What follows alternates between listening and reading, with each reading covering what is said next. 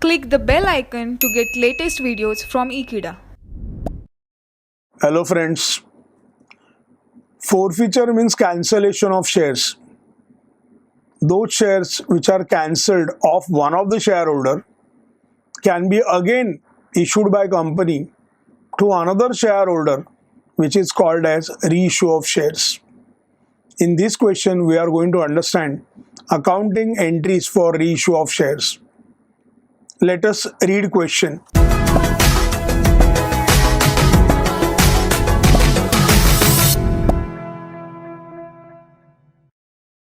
Nande and Company Limited issued 25,000 equity shares of rupees 100 each, payable as follows.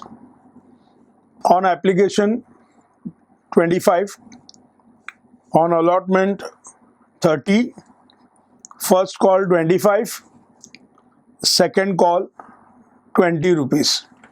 So total it will be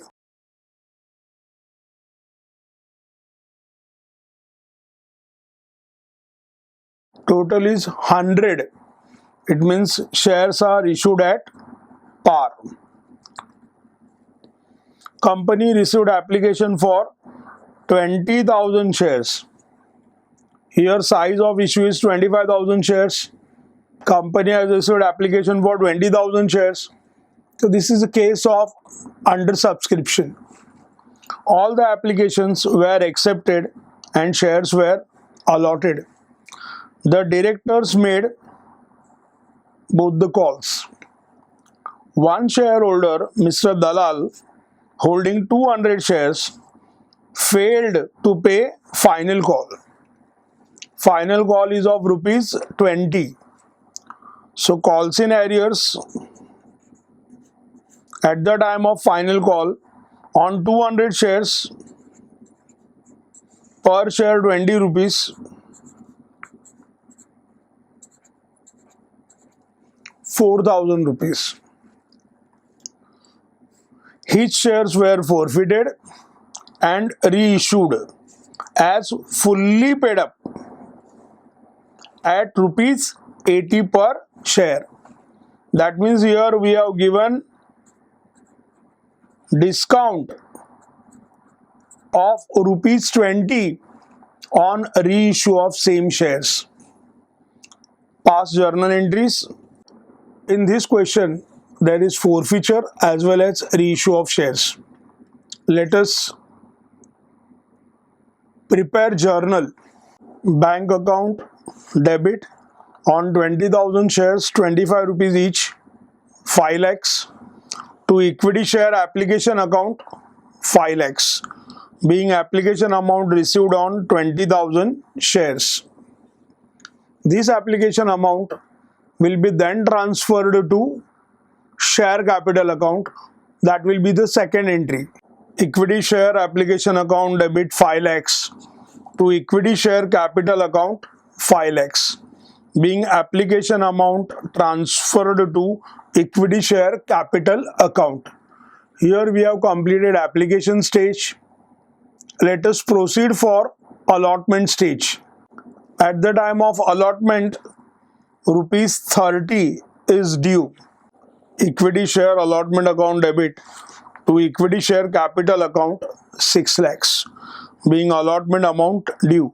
That is on 20,000 shares, per share 30 rupees allotment amount is due.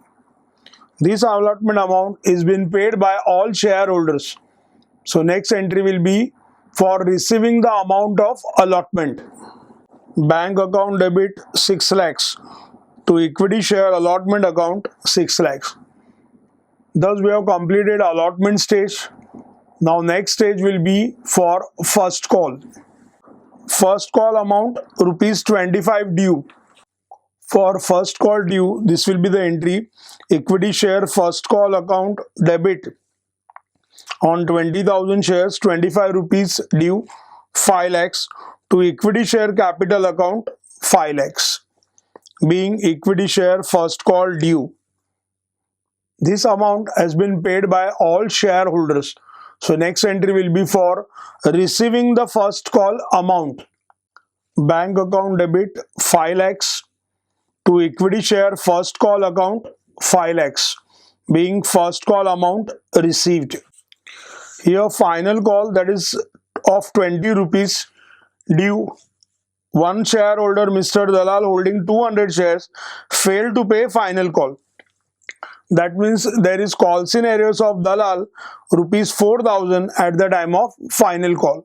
First we will be recording entry for final call amount due. Equity share second and final call account debit 4 lakhs, to equity share capital account 4 lakhs. Company has received amount of final call from all the shareholders except Mr. Dalal holding 200 shares. So that will be recorded as calls in arrears. Bank account debit 3,96,000. Calls in arrears account debit 4,000. To equity share second and final call account 4 lakhs, being final call amount received and calls in arrears recorded. Here we have completed up to all calls. Now as Dalal has not paid final call amount, finally his shares are forfeited. That will be our next entry. Equity share capital account debit 20,000. To calls in arrears account 4,000. To share forfeiture account 16,000. Being 200 shares of Mr. Dalal forfeited for non-payment of second call. Here we have forfeited, cancelled 200 shares of Dalal, and thereby company has made profit of 16,000. This amount is paid by Dalal, which will not be returned to him as a punishment at the time of forfeiture of shares. Same shares are now issued to another shareholder at rupees 80 fully paid. That means rupees 20 has been given as discount. In this case, already we have made profit of 16,000 at the time of cancellation of these shares. Therefore, this profit 16,000 will be used to write off discount on shares at the time of reissue of shares. On reissue, this will be the entry: bank account debit 16,000. That is on 200 shares, 80 rupees received. Share forfeiture account debit 200 multiplied by 20. That is discount amount of 4,000. Here instead of debiting discount on shares account debit, we are debiting share forfeiture account. That means we are using profit of share forfeiture account to write off discount on shares. To share capital account 20,000, being 200 shares reissued at discount of rupees 20. Company has forfeited 200 shares of Dalal where it has made profit of 16,000. When same shares are reissued, this profit is used to the extent of 4,000 for writing off discount on reissue of shares.